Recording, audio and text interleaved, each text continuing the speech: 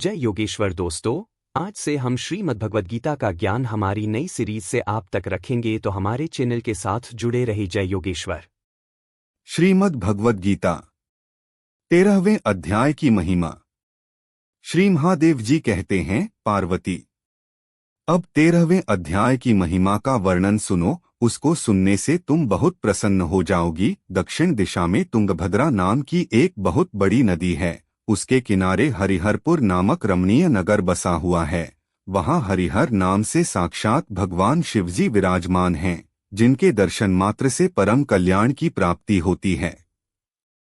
हरिहरपुर में हरि दीक्षित नामक एक श्रोत्रिय ब्राह्मण रहते थे, जो तपस्या और स्वाध्याय में संलग्न तथा वेदों के परम विद्वान थे। उनकी एक स्त्री थी, जिसे लोग दुराचार कहकर पुकारते थे। इस नाम के अनुसार ही उसके कर्म भी थे। वह सदा पति को अपशब्द कहती थी। उसने कभी भी उनके साथ शयन नहीं किया। पति से संबंध रखने वाले जितने लोग घर पर आते, उन सबको डांट फटकार के भगा देती थी और स्वयं व्यभिचारियों के साथ रमण किया करती थी।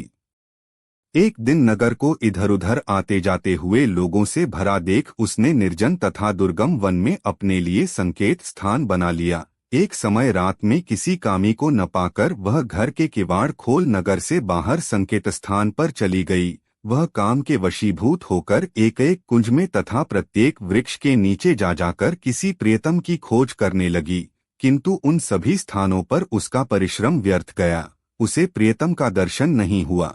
तब उस वन में नाना प्रकार की बातें कहकर विलाप करने लगी।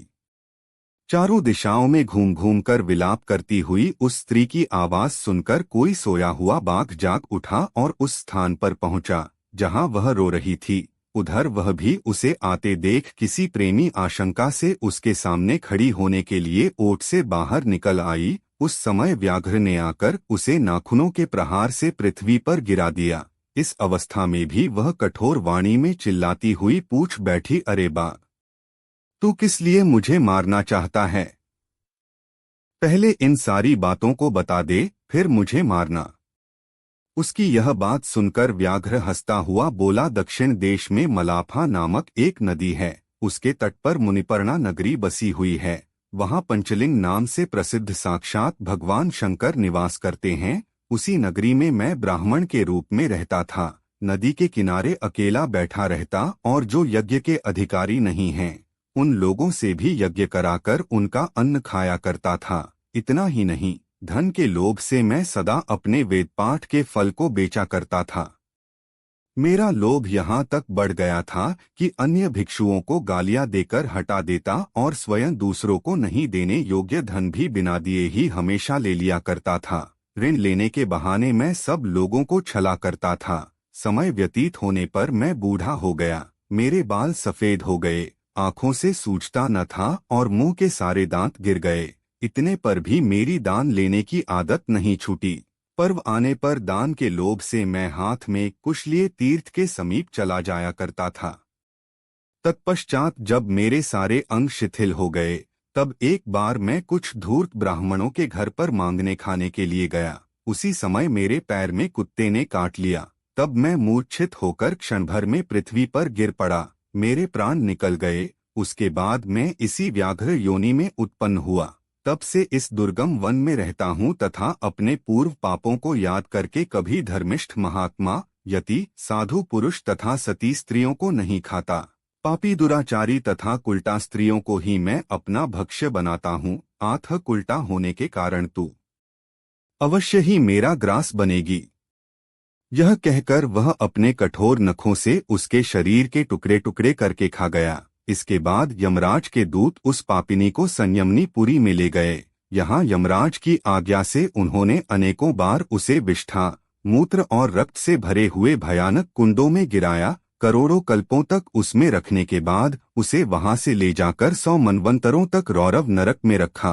फिर चारों ओर मुंह करके दीन भाव से रोती हुई उस पापिनी को वहां से खींचकर दहनानन नामक नरक में गिराया। उस समय उसके केश खुले हुए थे और शरीर भयानक दिखाई देता था।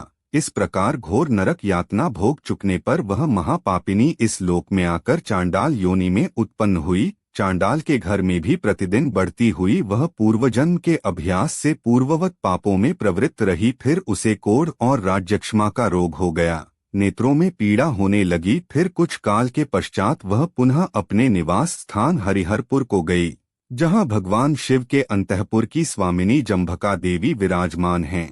वहाँ उसने वासुदेव नामक एक पवित्र ब्राह्मण का दर्शन किया, जो निरंतर गीता के 13वें अध्याय का पाठ करता रहता था। उसके मुख से गीता का पाठ सुनते ही वह चांडाल शरीर से मुक्त हो गई और दिव्य देह धारण करके स्वर्गलोक में चली गई। हरि तत्सत। जय योगेश्वर। दोस्तों, आप